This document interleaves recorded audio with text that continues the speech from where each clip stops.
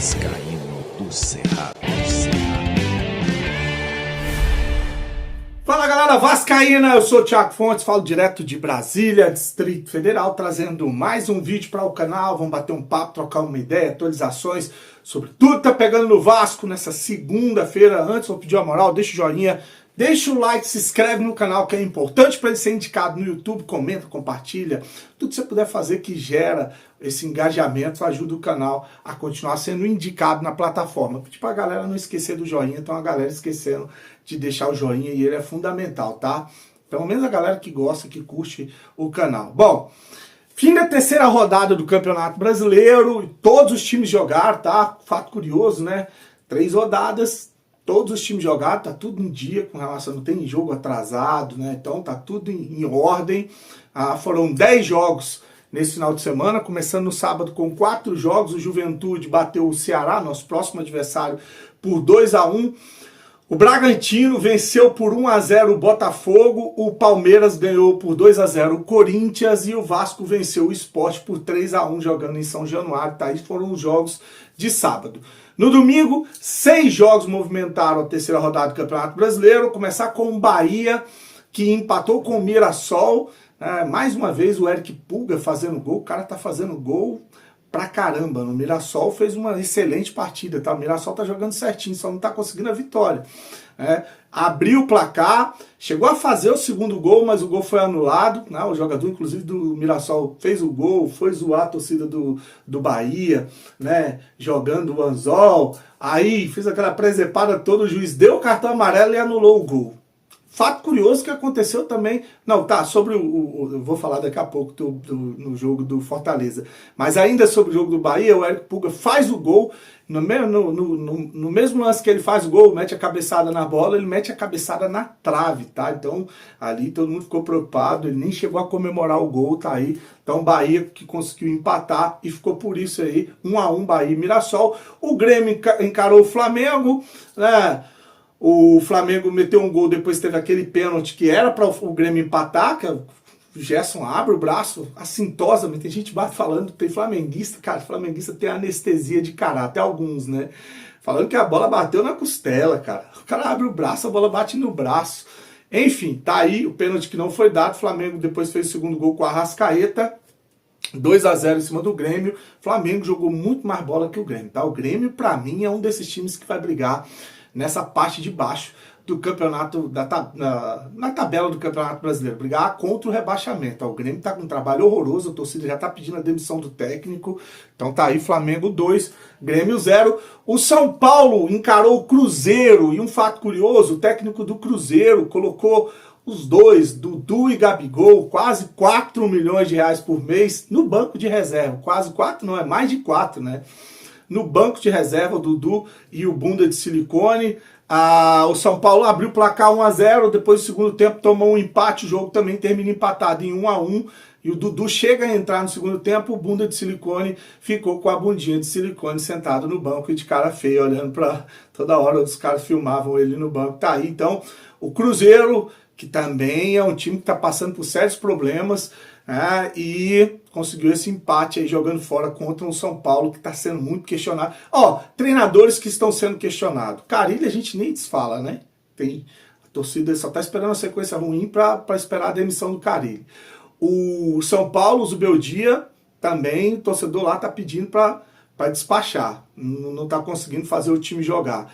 Do Cruzeiro, esqueci o nome do técnico lá, também estão pedindo a saída do... Estavam sob pressão, mas agora com essa mudança ontem até que gostaram. O técnico do Grêmio, estão pedindo a demissão do técnico do Grêmio.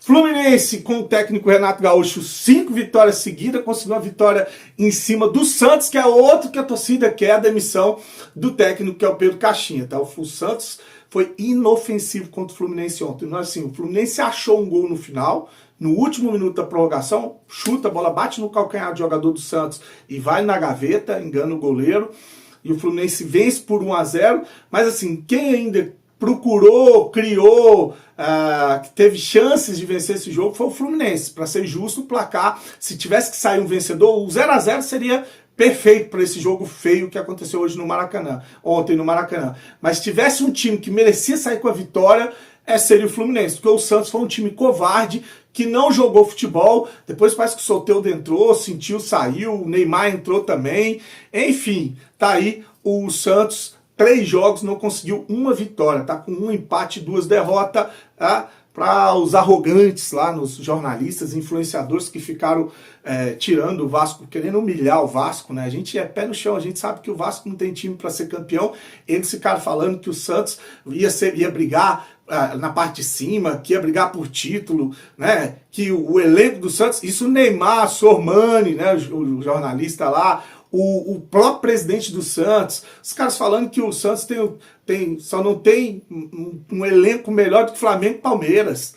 Tá ali top 3. É muita loucura, né? O time voltou da Série B agora, em vez de calçar a sandalinha da humildade, falar, olha, se a gente conseguisse se manter na primeira divisão, beliscar uma competição internacional, já tá valendo. Aí o resto é lucro. Não, chegaram, cheio de pompa e arrogância, e vão brigar para não cair de novo, porque o Santos com o Neymar ainda consegue ser competitivo, e o Soteldo, tá? Mas 2 jogadores que não dá para confiar que vão estar no elenco o tempo todo, tá aí. Então, Santos perdeu para o Fluminense, para os arrogantes, aí que acham que o Santos é um super time, né? O Fortaleza empatou em 0-0 com o Inter, uma bicuda que deu o Davi Luiz na boca do jogador do Internacional, na cara, que era para ter sido pênalti para o Fortaleza, né? O juiz não deu, e aí teve um fato curioso nesse jogo, o Moisés, atacante do Fortaleza, fez um golaço de bicicleta, e na hora que foi comemorar, se eu tiver a imagem vou até colocar aí, o Davidson, cara, o menino maluquinho, empurrou o jogador Moisés na hora de comemorar, e ele teve uma lesão na coxa, ele sentiu, não sei se foi a virilha,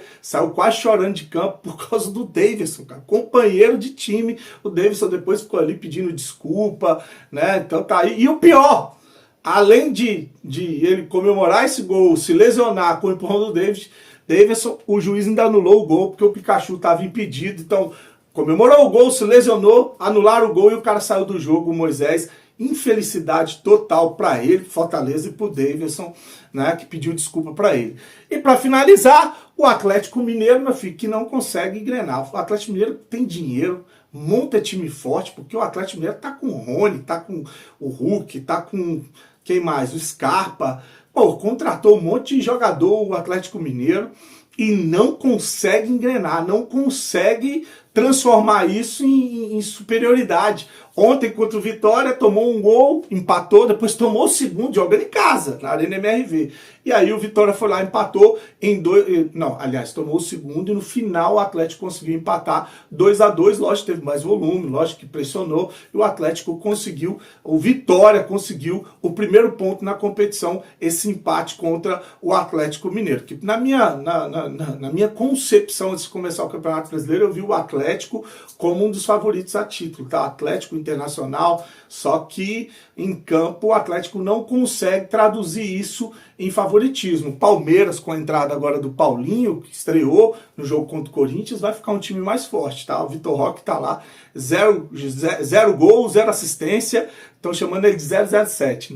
O cara chegou e não fez nada, fez um gol que foi anulado, e é só isso, tá? Então tá aí a rodada do Campeonato Brasileiro, tô trazendo detalhes porque eu acompanho todos os jogos, tá? A tabela ficou assim, vou mostrar aqui os primeiros colocados, o Urubu com 7 pontos, seguido do Palmeiras com 7, se não dão aquele pênalti pro Palmeiras, Mandrake em cima do Sport, o Sport time mais prejudicado do Campeonato Brasileiro, tá? Foi garfado contra o Palmeiras, foi garfado contra o São Paulo, se teve um pênalti que não deram, e foi garfado contra o Vasco, naquela jogada lá do Verratti, que mete a mão na cara do zagueiro, impedindo o cara de subir. Mas o Vasco estava vencendo por 1-0, eu não sei como é que ficaria ali o resultado do jogo, mas foi um erro de arbitragem para mim, tá? Tem gente, tem vascaíno dizendo que não.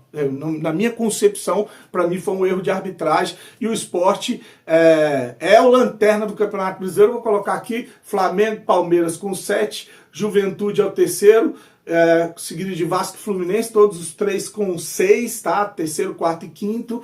E ali, na zona da degola, você tem o Atlético Mineiro na zona de rebaixamento com 2, o Santos com 1, Vitória e Sport também com 1 ponto. Lógico que ainda muito cedo, 3 rodadas, mas existe aquela máxima de que os times que vão disputar alguma coisa na competição, seja para brigar lá em cima, seja para brigar contra o rebaixamento, Isso é determinado nas primeiras 6 ou 10 rodadas do Campeonato Brasileiro. Nessas primeiras 6 rodadas você consegue ali já visualizar os grupos que vão brigar por título Libertadores, meio de tabela, e os que vão brigar até o final para não cair para a segunda divisão. É claro que existe exceções na regra. Você vai ver um time lá em cima, como está lá o Juventude, está lá o Vasco, que de repente vão estar na parte do meio para baixo na tabela do Campeonato Brasileiro, assim como você está vendo ali na parte de baixo o Atlético Mineiro, o Bahia, o São Paulo, que podem estar lá em cima depois. Então, assim, existem algumas exceções na regra, mas de uma maneira geral, né, normalmente nas 6 primeiras rodadas você já sabe quem vai brigar pelo quê ali. Falar em Bahia e São Paulo são os 3 times que não perderam, os 2 times não perderam e também não venceram na competição. 3 jogos, 3 empates, tá aí então a rodada do Campeonato Brasileiro. E falar nisso, a gente segue no Campeonato Brasileiro, porque a gente estava mesclando brasileiro com Sul-Americana. Agora teremos 2 rodadas seguidas do Campeonato Brasileiro, que começa amanhã. Amanhã tem o único jogo do Campeonato Brasileiro e é justamente o jogo do Vasco, Ceará e Vasco, às 21h30. Depois, na quarta-feira, tem 8 jogos. Botafogo e São Paulo, Sport e Bragantino, Mirassol e Grêmio, Inter e Palmeiras, Corinthians e Fluminense, Flamengo e Juventude, Vitória e Fortaleza, Santos e Galo. Eita, esse jogo vai pegar fogo, hein? Na Vila Belmiro, isso aí vai pegar fogo. Santos e Galo na Vila Belmiro. E na quinta-feira, Cruzeiro e Bahia fecham a 4ª rodada do Campeonato Brasileiro. Teremos a 5ª rodada no sábado, domingo e na segunda-feira, tá? Tem um jogo que vai ser na segunda-feira. Então tá aí, Campeonato Brasileiro, e talvez o Vasco vá poupar amanhã, botar um mistão. É certo que o Vasco deve mesclar o time para encarar o Ceará amanhã, né? Daquela estratégia do Fábio Carille, que ele depois veio para a coletiva dizer que deu certo, que ele chamou essa responsabilidade e se tivesse dado errado a culpa era dele, tá? Que foi poupar contra o Corinthians e ganhar os 2 jogos em casa. Deve poupar alguns jogadores contra o Ceará para poder ter força máxima contra o Flamengo no Maracanã e o Lanús na terça-feira, tá? Porque amanhã a gente encara o Ceará. No jogo contra o Corinthians ele poupou 8 jogadores, o Maurício Lemos, o PH, Hugo Moro, Coutinho, Nuno Moreira, Garré e Verrete, né? Só que para amanhã eu acho que ele não deve, por causa das críticas que foram muito pesadas com relação à quantidade de jogadores que ele deixou de fora, ele não deve poupar os 8. O Maurício Lemos vai estar de fora porque está lesionado, naquela fratura na costela. O PH, o Hugo Moro, eu arrisco dizer que ele vai mandar para campo, né? Ele deve poupar o Coutinho, o Verrete, os 2 mais coroa do elenco. O Verrete tem 37 anos, né? O Coutinho tem esse histórico de lesão. E a minha dúvida com relação ao Nuno Moreira e o Garré, porque ele pode fazer um meio de campo com o Tietê, Paulinho, e usar o Garré. O Garré, para mim, vai ser esse jogador no lugar do Coutinho. Tanto que ele falou na entrevista coletiva que o Garré é um meia. Então o Garré já foi testado quando o Coutinho estava lesionado. Quando o Vasco fez os amistosos, foi testado como meia. Ele pode ser esse meia no lugar do Coutinho e entrar ali com o Watson. Ele já falou que não vai fazer um jogo iniciando. Ele pode entrar com o Ryan no ataque no lugar do Verrete e o Garré no meio de campo no lugar do Coutinho. Não sei quem seria o outro atacante, mas são as possibilidades para amanhã. O fato é que ele deve poupar, deve mesclar o time para poder ter gás nos 2 jogos que são muito importantes no Rio de Janeiro, partindo da estratégia que ele usou lá depois do jogo no Peru para enfrentar o Corinthians e depois os 2 jogos no Rio de Janeiro, tá? João Vitor, Coutinho e Verrete estão na seleção da rodada, terceira rodada do Campeonato Brasileiro. A seleção da rodada que tem o Lucas Arcanjo, goleiro do Vitória, e o zagueiro Lucas Halter, do Vitória também. Aí vem o zagueiro João Vitor. Samuel Xavier, o lateral do Fluminense, que fez o gol ontem em cima do Santos. O Piquerez, do Palmeiras, lateral também, que fez um golaço contra o Corinthians. O Martinez, meia do Palmeiras. Coutinho e Arrascaeta, Vasco e Flamengo. E no ataque, Sacha Bragantino, Eric Pulga, Bahia e Verrete, Vasco. Tá aí a seleção da rodada do Campeonato Brasileiro, tá? Tô metendo o pé, comenta, curte, compartilha. Grande abraço, um dia, uma semana abençoada para todos vocês. Fiquem com Deus e saudações vascaínas.